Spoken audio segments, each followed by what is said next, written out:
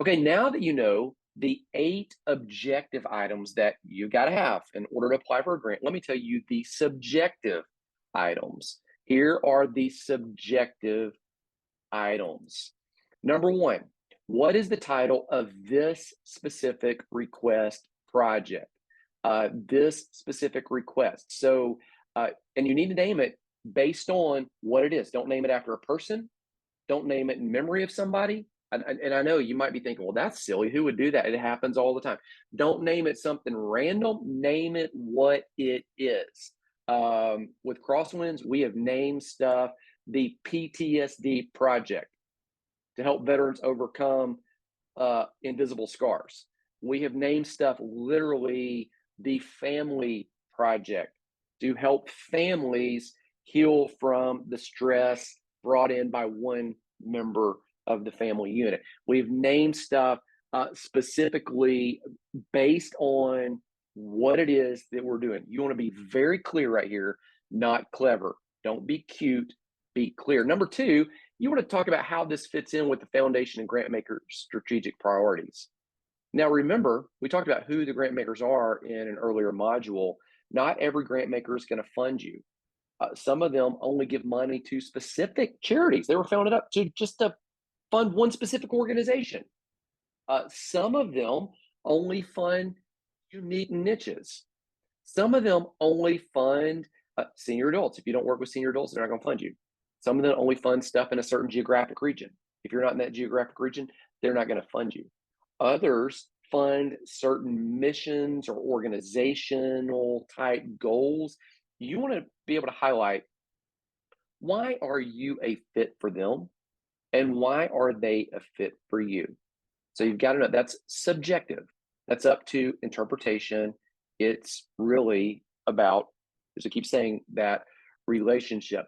Here's a note that I put: pay attention to the grant makers guidelines, and you want to place those in that spreadsheet that I've kind of been alluding to it. We're going to talk about how to build it in a little while. Most grant makers, let me highlight, most, not all, most, they will not allow for salaries. They will not allow for capital improvements or operating expenses. And sometimes unique exceptions are made. This is going to go back to, I placed that here because it's going to fit with their strategic priorities. They may say, hey, we're founded to fund these unique things. If that's what you do, you want to highlight that. You want to show them, hey, this absolutely fits. One time I wrote a grant to an organization because the grant maker was launched in the name of a general who was one of their family members. And his mission became, because he was a general, he saw some of his soldiers struggling with PTSD and moral injury from the things they'd experienced. And so really his personal mission was, hey, I want to help soldiers. I want to help their families.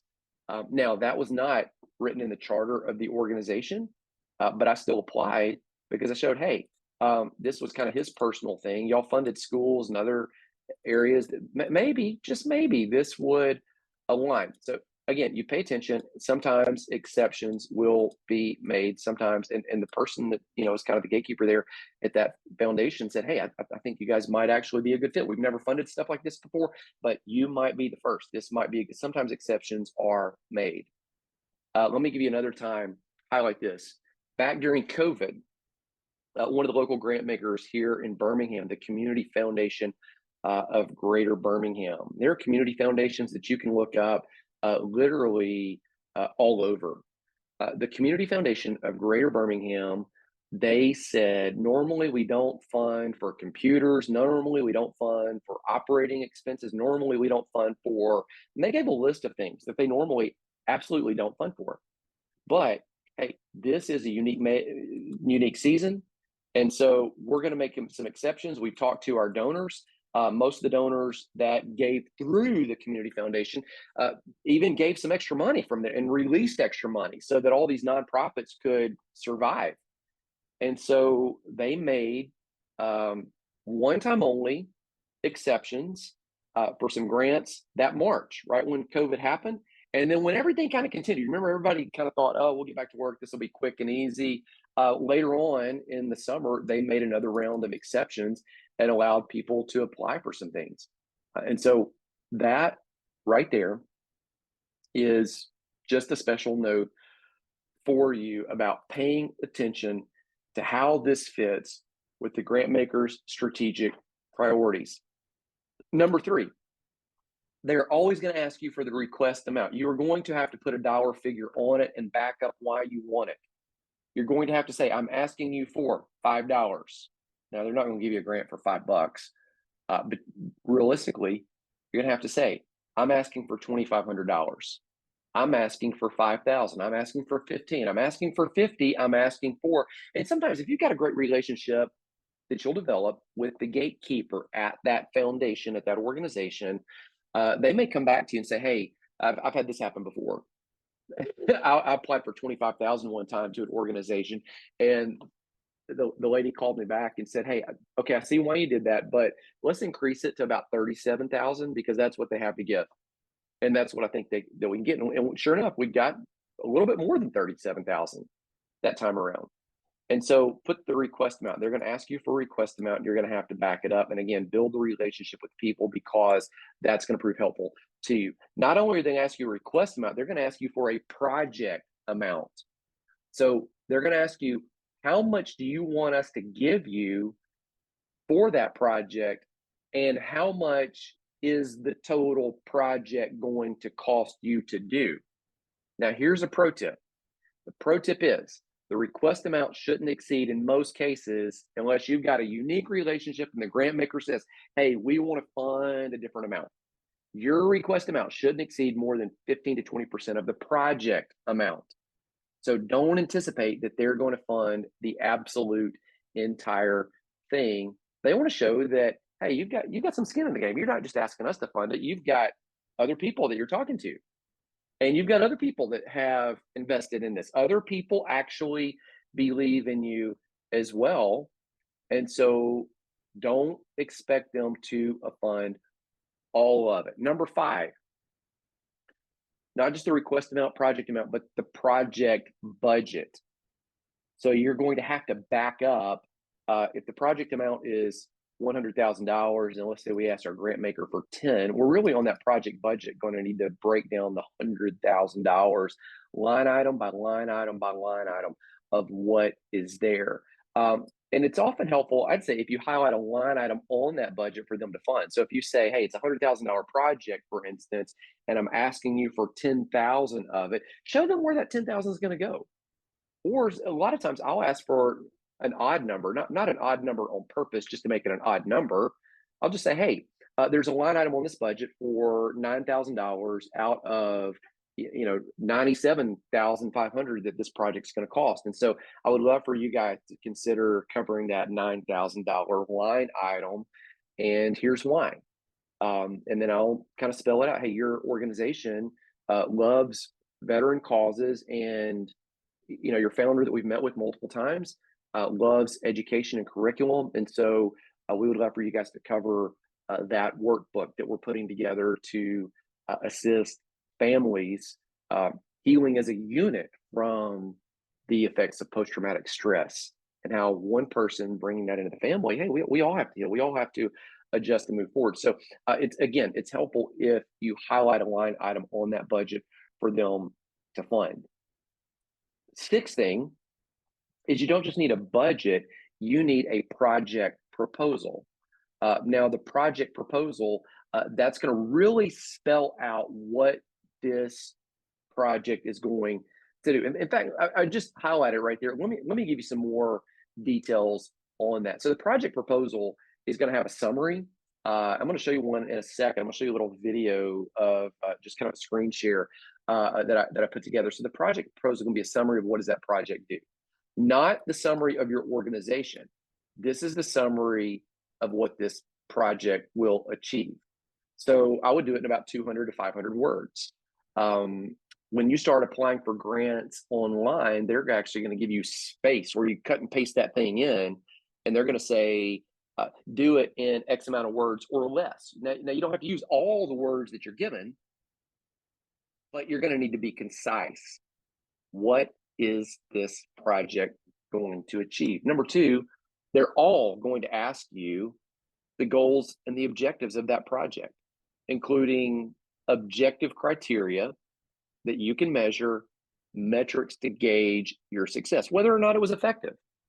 Now, you're not going to want to, in a feedback form or in a project report after the project happens or midstream through it, you're not going to want to lie on it and say, oh, that worked perfectly. If it didn't, they're not going to penalize you. Again, most of these people have been in business. Most of these people have failures in their past. Sure, they want to fund stuff that's going to knock it out of the park, but they know every single time it's not going to. So you're going to want to say, hey, we hope to serve 100 people through this. And if you do, that's great. You serve 110, awesome. If you serve 75, hey, I served 75. And here's what we're going to do forthgoing to increase that. So you're going to want to have objectives and measurables on that. Number three, you're going to want to have a budget narrative. So you go back to, I said, you got to have a project budget. That was number 5 up here. You're going to want to have a narrative that explains just kind of line item by line item. Hey, what does that achieve? I'll show you that in a moment. You're also going to want to have written in your proposal how this fits with the bigger picture of your organization or your long-range plan. You don't want to just be doing something random. You want to do something that fits with the mission of what you do so that there's longevity in this project. Now, let me show you, before I go farther, what this looks like. This is a document from, I typed this into Pages.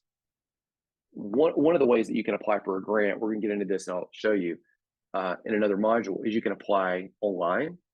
More and more, they're moving to that. Other grant makers want you to just mail it in, send it in. And so I created a template in Pages that really talks about this. Now notice, introduction to the organization. So that's the history of our organization.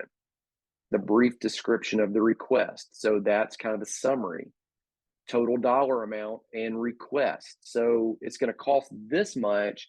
I'm asking you for that much. Operating budget for organization, board of directors. These are some of the objective criteria, current sources of funding, 501c3 confirmed status. Let me show you some of the early pages of this and just walk you through it. So right here, just kind of scrolling up, this is just a video of it. Centers of Hope, introduction to the organization. So I've written it down. There's the history. You don't have to read all this. If you want to read it, you can. You can just take a screenshot and stop it. I'm going to let it keep running. This is kind of the background, some of the success. Now, here's the brief description of the request.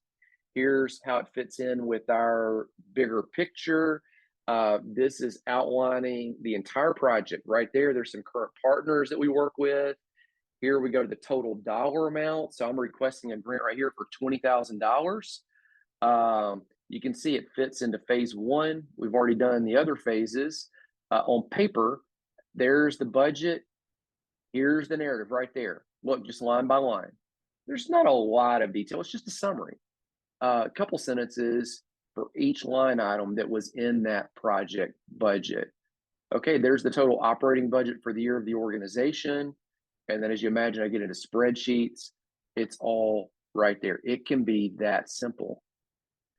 Now, one thing that I highlighted in there, partnering organizations, the grant makers want to know that, hey, you're doing this project, but you're not just doing this in isolation.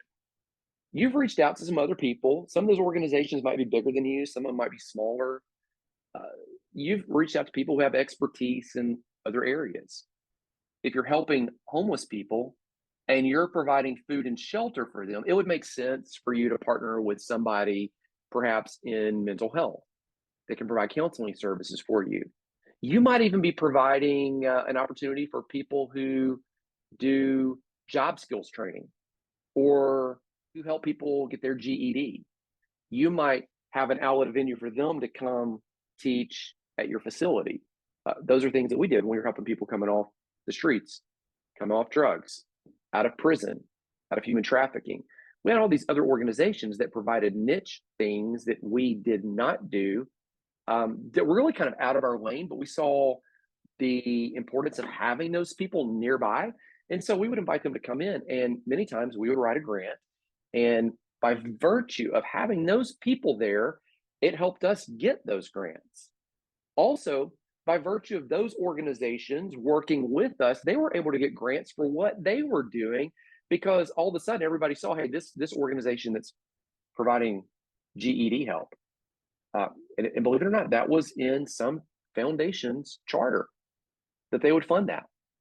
Well, I wasn't eligible for it because I wasn't staffing it. I wasn't resourcing it. I certainly didn't have the time and energy to schedule it and do it, but found a partnering agency that did. They were able to get funded for it and come to my place and teach regularly. And they were able to do it for free of charge to me. And it helped me get more grants because they were there, but they were able to get the grant to do it because I'd invited them to come in. And so you get this symbiotic relationship with other grant makers. Okay, so what I just said, we were just talking about number 6 is your project proposal. Let's keep on going. Again, this is subjective items in the grant. You need a list of funding commitments and other requests. So each grant maker is going to say, hey, you said, for instance, this is $100,000. You're asking us for 10,000 of the 100. So there's $90,000 more out there you need to find. Have you found any of it? And who did you find it from? Or who have you applied to besides us? Now, they're not going to ask you what the line item is that you wanted them to fund. They're not going to get into all those details. They just want to know, hey, have you? And they're hoping that you have. They're not hoping that, and I say this because so many times when I'm talking to people that are about to write a grant, they're like, well, if I tell them I'm applying to all these other places, they're not going to give me the grant. No. They want to know that. I used to think that too. They want to know that you've diversified, that you're reaching out and spreading those stakes far and wide. So who else is believing in you? And think about it from the standpoint of like a blockbuster film. You're more likely to go watch the movie because everybody else is watching the movie. You're more likely to read the books. Everybody else is reading the book. You're more likely to do whatever it is because, other people bought in. So they want to know, have other people bought in, and or do you have a relationship such that you are reaching out to other people? They don't want to be the solopreneur in all of this. Number 8, they're all going to ask you, how will this project continue? What's the long-term strategy? Remember, most of them, they're making the yay or nay have a business background, or somebody in their family has a business background. And so they're not interested in just opening up something and, oh, that's it, it's over. Though that would be a unique situation. And sometimes, yeah, absolutely, these unique situations come along, these exceptions. Most of the time, the vast majority of the time, they're going to know that you have a strategy to make this thing continue long term. So what they're going to see what they're doing as, and the gentleman that I work for, Bob, he told me this, that they're going to want to see this, and he actually uses this term, and it has kind of taught me to use it a lot. They're going to want to see what they do as an investment that has a return on that investment. Not just they're going to get money back, but we're going to invest a little bit in you, and it's going to continue with a ripple effect of people that are going to be served, and it's going to go on and on and on and on. So how are you planning to keep this thing going? Is it going to become self-funding, or you got other fundraising strategies in place, or are you selling something that's going to help? They don't mind if you do that. In fact, again, they're going to be more likely to buy in if you have a continuance strategy. Now, let me give you 3 more things that are often allowed. Often, not always, they're often allowed. Sometimes, especially when you're uploading online, they'll say, hey, we'll allow you to upload 1 page of pictures about your project. And so if you've been serving people doing a certain thing and you've got pictures of that, go ahead and upload that. Or if you've got a newsletter that you've done that your founders put out over the past year, go ahead and upload that. Sometimes they'll let you upload an overview of the plans. So at Crosswinds, We created kind of a 5-year plan that we knew would probably adjust and change, and it did. But every time I was writing early on in phase one, phase two of a 5-phase plan, I would just upload the whole thing. Hey, here's what we're doing right now. Here's where we're headed. When we were in year three of that, we'd made some adjustments to it. I would upload it and I would have it edited. Hey, we thought we would have done this, but we did that. Here's some adjustments. Some things are moving a little slower. Some things are moving a lot faster. We would upload it to where they say, hey, oh yeah, this is part of a bigger picture, especially as some of these people started funding us for multiple years. The third thing is often you can upload a brochure or some other marketing piece. And so if they give you the opportunity to do that, go ahead and do that. Make sense? Okay. In the next module, I'm going to tell you, now that you know how to put a proposal together, I'm going to tell you when and how to apply and how often. That will be module 3.